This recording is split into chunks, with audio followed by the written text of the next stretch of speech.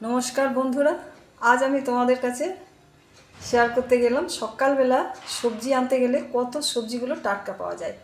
দেখো আমি এখানে 8টার মধ্যে গিয়েছিলাম।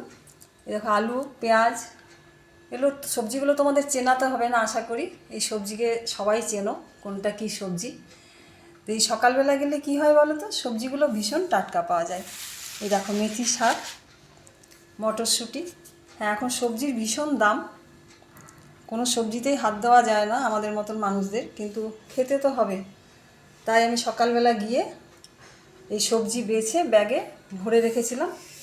অবশ্য ব্যাগ আমি নিজে আনি না, ব্যাগ ওখানে যে দোকানের ছেলেটি থাকে সে আমার উপরে দিয়ে যায়, ফ্ল্যাটের সেকেন্ড ফ্লোরে তুলে দিয়ে যায়। তাই আমি গিয়ে যদি নিজে হাতে সবজিগুলো বেছে রেখে আসতে পারি ভীষণ আনন্দ হয়, কারণ নিজে আনলে তো সবজিগুলো সব বেছে নিতে পারি, সব সবজি খুব ভালো পাওয়া যায়। তাই এইটার জন্যই তোমাদের কাছে আমি শেয়ার করলাম যে সবজি নিতে গেলে কিন্তু একটু কষ্ট করে সকালই যেতে হবে, কারণ সকালবেলায় তো সবজিগুলো নামে, সেজন্য তখন ভীষণ সবজি ভালো পাওয়া যায়।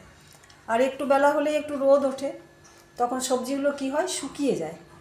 তখন একটু শুকনো সবজিগুলো নিতে ইচ্ছেও করে না, ভালোও লাগে না দেখতে। তাই তোমাদেরকে বলতে চাই যে সবজি নিতে গেলে কিন্তু শীত, গ্রীষ্ম, বর্ষা যখনই হোক না কেন সকালবেলা গেলে কিন্তু সবজিগুলো ভীষণ তাজা পাওয়া যায়। তাই আমার এই ভিডিওটা তোমার কাছে কেমন লাগলো তোমাদের কাছে অবশ্যই জানিও। ভালো লাগলে একটা লাইক দিও। তাহলে আজকের মতন আমি এখানেই রাখছি। টাটা।